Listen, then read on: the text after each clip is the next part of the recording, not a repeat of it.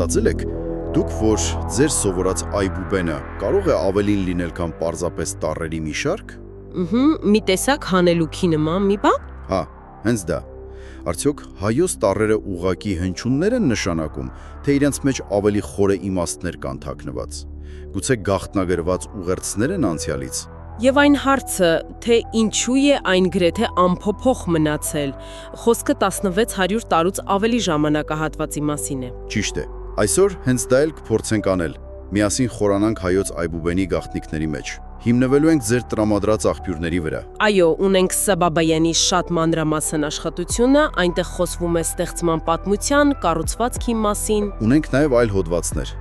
Դրանք ներկայացնում են ոնց որ ավելի անսպասելի տեսություններ Արծվի Ալեքսանյանի, Վեհարի Առաքելյանի։ Հա, այնտեղ արդեն խոսք է գնում թաքնված մաթեմատիկական կոդերի, նույնիսկ քիմիական տարրերի հետ կապերի մասին։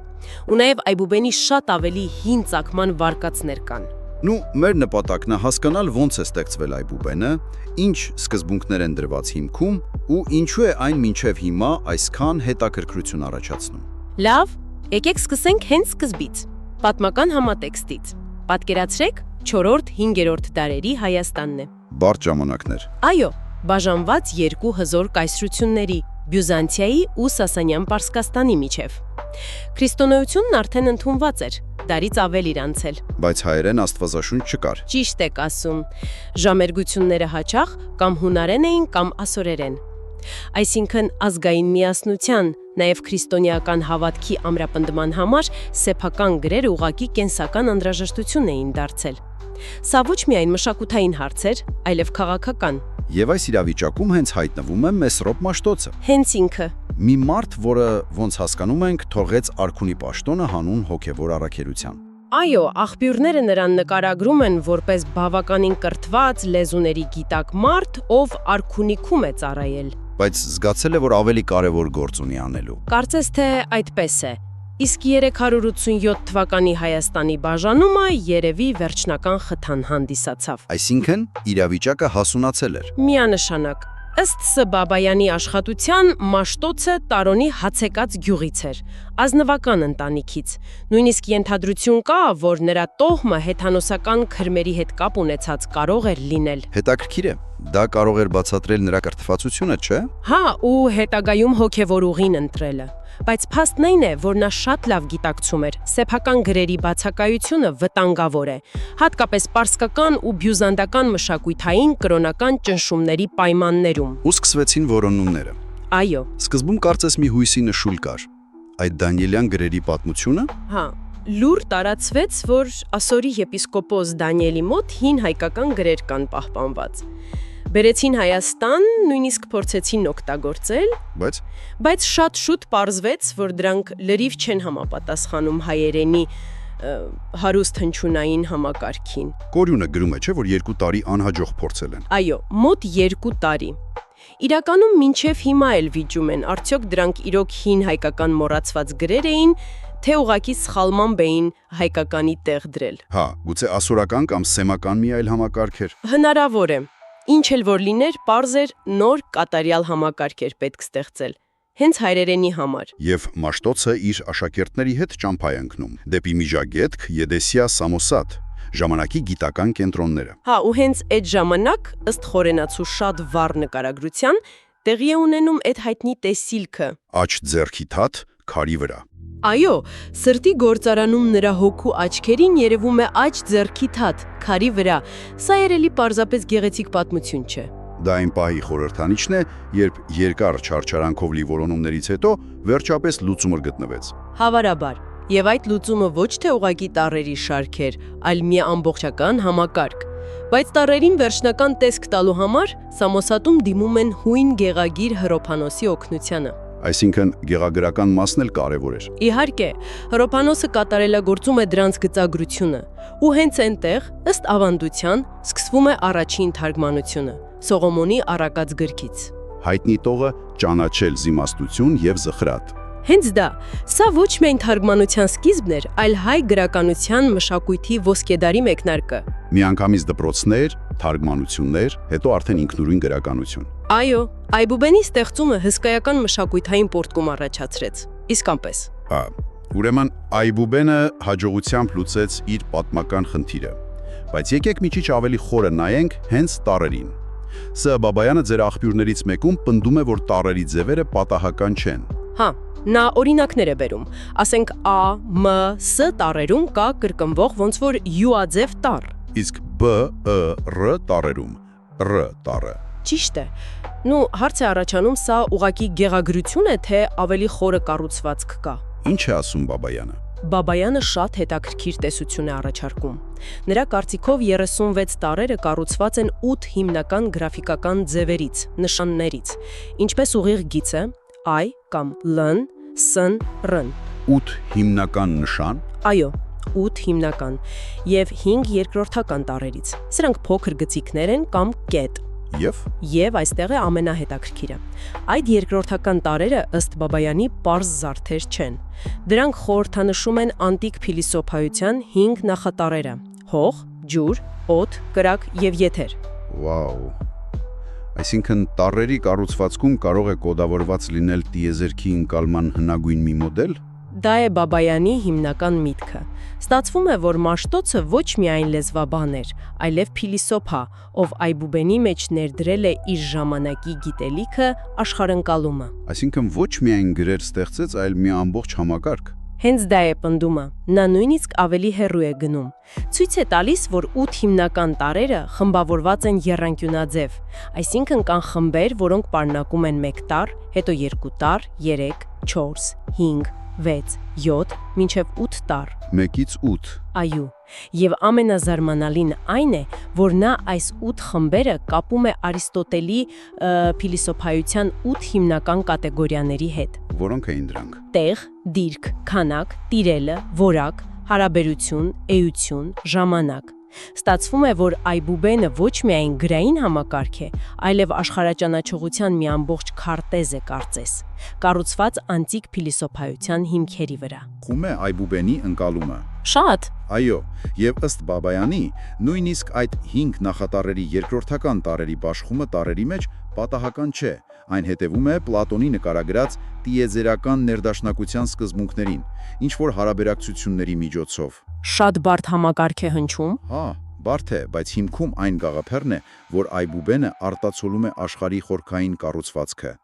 Նույնիսկ տառերի անունները այբ, բեն, գիմ, դրանք էլ պարզեցված են հունականի համեմատ։ Հա, հունականում ալֆա, բետա ավելի երկար են։ Ճիշտ է, հայերենում դրանք խմբավորված են ըստ ձայնավորների, որ հեշտ հիշվի, եւ ըստ Բաբայանի դայլոնի իր ներքին ներդաշնակությունը։ Լավ, այսպիսով տեսնում ենք խորը կառուցվածքային փիլիսոփայական մի համակարգ։ Սա հիմնված է պատմական փաստերի եւ Բաբայանի վերլուծության վրա։ Բայց մյուս աղբյուրները, որ դուք տրամադրել եք, ել ավելի հեռու են գնում։ Այո, այդպես է։ Ենթադրում են, որ կառուցվածքը դուրս է գալիս փիլիսոփայությունից, գնում է դեպի մաքուր մաթեմատիկա, ու գուցե նույնիսկ Մաշտոցից շատ ավելի հին ակունքներ ունի։ Հենց այդպես։ Այստեղ մենք մտնում ենք ավելի ոնց ասեմ վիճահարույց, բայց ոչ պակաս հետաքրքիր տեսությունների տիրույթ։ Օրինակ, գեոֆիզիկ Արծվի Ալեքսանյանը հոդվածներից մեկում նշվում է, որ նա 40 տարի նվիրել է այբուբենի ուսումնասիրությանը։ 40 տարի։ Այո, եւ նա առաջ է քաշում մի շատ արմատական գաղափար։ Նա պնդում է, որ հայոց այբուբենը ոչ թե պարզապես 5-րդ դարի ստեղծագործություն է, այլ նախայբուբեն է, պրոտոայբուբեն։ Նախայբուբեն, այսինքն ինչ որ համամարտկային նշանակության մի բան։ Հենց դա,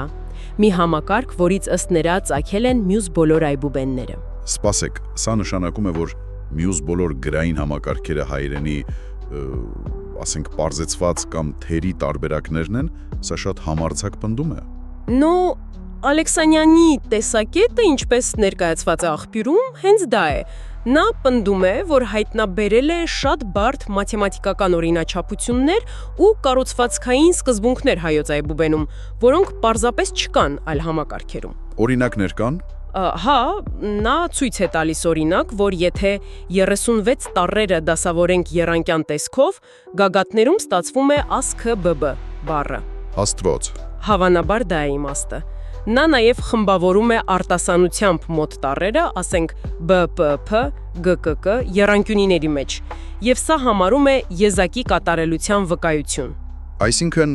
նրա համար այբուբենը միայն լեզվական համակարգ չէ։ Բնավ։ Նրա համար դա ունիվերսալ մաթեմատիկական մատրիցա է։ Մի կոդ, որը կարող է կիրառվել երաժշտության, համակարգիչների, նույնիսկ ըստ նրա գենետիկայի մեջ։ Շատ լայն կիրառում։ Այո, նա շատ վստահ է, որ կարող է այս ամենը մաթեմատիկորեն ապացուցել։ Իհարկե, պետք է նշել, որ սա Ալեքսանյանի տեսությունն է, որը ներկայացված է աղբյուրում, այն ընդունված չէ լայն գիտական շրջանակներում, բայց անկասկած շատ հետաքրքրական է։ Մաթեմատիկական կոդերից անցնենք քիմիական կոդերի, եթե կարելի է այդպես ասել։ Հա, մյուս ուղղությունը դա է։ Մեկ այլ հետազոտող Վեհարի Արաքելյանը ուշադրություն է հրավիրում տառերի թվային արժեքների գեմատրիայի վրա։ Այո, գեմատրիան, հիշեցնեմ ձեզ, տառերին թվային արժեքներ վերագրելու պրակտիկա է։ Հին ժամանակներից օգտագործվել է թաքնված իմաստներ գտնելու համար։ Եվ Արաքելյանի գտած օրինակները պետք է ասել զարմանալի են։ Ոսկի բարի տառերի կարգաթվերի գումարը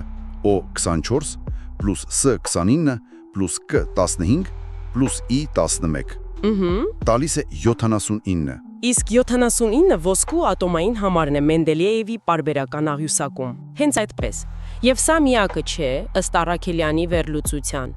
Արճիճ կապարի հին ձևը։ Տառերի գումարը A + R + Չ + I + Չ տալիս է 82, որը կապարի ատոմային համարն է։ Արցադբարի հին ձևը արց A + R + C հավասար է 47։ արցատի ատոմային համարը։ Այո,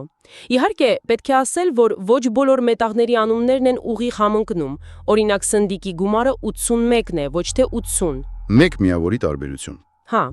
պղնձի դեպքում էլ Արաքելյանը մի ենթադրություն է անում, որ հնում կարող էր օգտագործվել մեդ ձևը։ Մեդ։ Հա, որի գումարը M + հինդ I + D տալիս է 29։ Իսկ դա պղնձի ատոմային համարն է։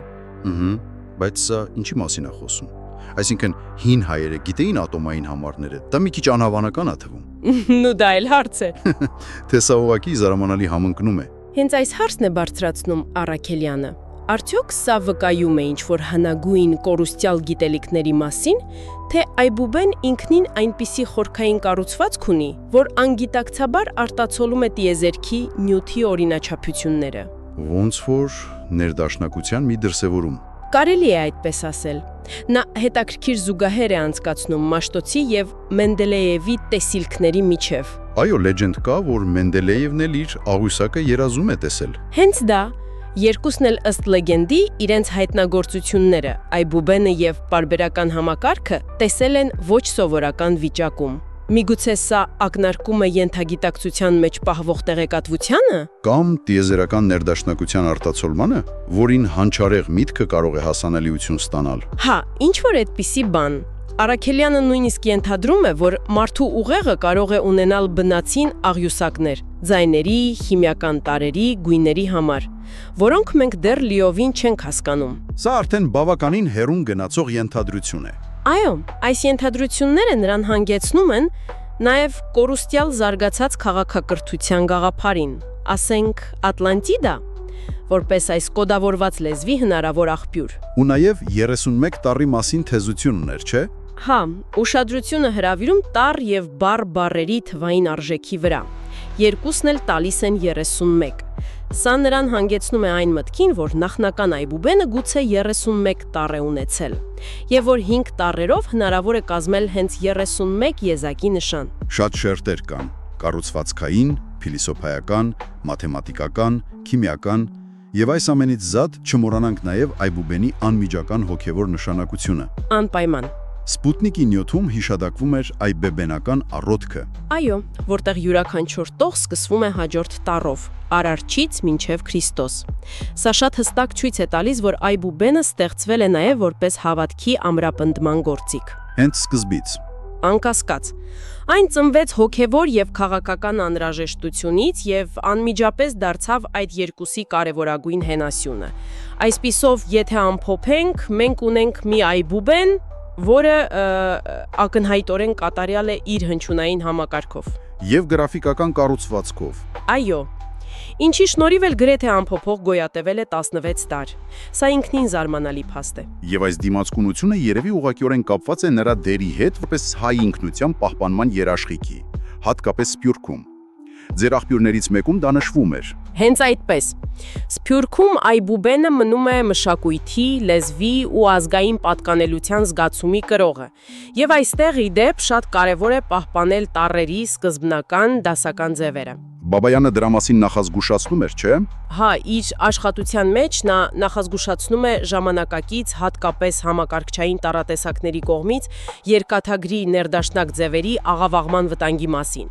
Եթե ներատեսությունը ճիշտ է եւ տառերի ձևերն ու համաչափություններն ունեն խորի իմաստ, դա դրանց ալավարնումը ոչ միայն գեղագիտական խնդիր է, այլև կարող է խաթարել այդ ներքին տրամաբանությունը։ միևնույն ժամանակ այն փաստը, որ Ալեքսանյանի, Առաքելյանի նման հետազոտողներ շարունակում են ուսումնասիրել այբուբենը, փնտրում են նոր շերտեր, գաղտնիքներ, դա ցույց է տալիս, որ այն դեռևս չբացահայտված ներուժ ունի։ Այո։ Ով գիտի, գուցե այդ տեսությունների մեջ, որքան էլ դրանք այսօր վիճահարույց են թվում, իսկապես կա ճշմարտության հատիկ, որը դեռ պետք է բացահայտվի։ դա բացառված չէ։ Այբուբենը շարունակում է մնալ ոգեշնչման ու հետազոտության, կարելի է ասել, անսպառ աղբյուր։ Այսպիսով մեր այսօրվա զրույցը մեզ տարավ Մաշտոցի պատմական սխրանքից մինչև այբուբենի բարդ կառուցվածքը, որտեղ ըստ որոշ տեսությունների միահյուսված են փիլիսոփայություն, մաթեմատիկա, նույնիսկ ոնց որ տիեզերքի կառուցվածքի արտացոլումներ։ Մի ամբողջ աշխարհ։ Հա։ Անդրադարձանք նաև բավականին համարձակ, թեկուզ է վիճահարույց գաղափարների, թաքնված կոդեր, հնարավոր նախապատմական ծագում Եվ որպես մտորելու թեմա ձեզ համար, հարգելի ունկնդիրներ, հիմնված այս աղբյուրների վրա։ Եթե թեկուզ մի վայրկյանով ընդունենք, որ այնպիսի համընկնումներ, ինչպիսիք են ոսկի բառի թվային արժեքի ու ատոմային համարի կապը, կամ Բաբայանի նկարագրած կառուցվածքային ներդաշնակությունը, կամ Ալեքսանյանի մատնանշած մաթեմատիկական օրինաչափությունները, եթե այս ամենը պարզապես պատահականություններ չեն, ապա ինչ է դա նշանակում։ արդյոք հնարավոր է, որ հայոց տառերը իրենց կոնկրետ ձևերով, հերթականությամբ, անուններով ավելին են, քան պարզապես հաղորդակցման գործիք։ Միգուցե դրանք բանալի են, բանալի ինչ-որ հիմնարար բան հասկանալու համար, լինի դա մարդկային միտքը, լեզվի բնույթը, թե տիեզերքի կառուցվածքը, Մի ուղերձ կոդավորված Մաշտոցի կողմից, թե շատ ավելի հին, անհայտ մի մտքի կողմից, որը դեռ սպասում է իր վերծանմանը։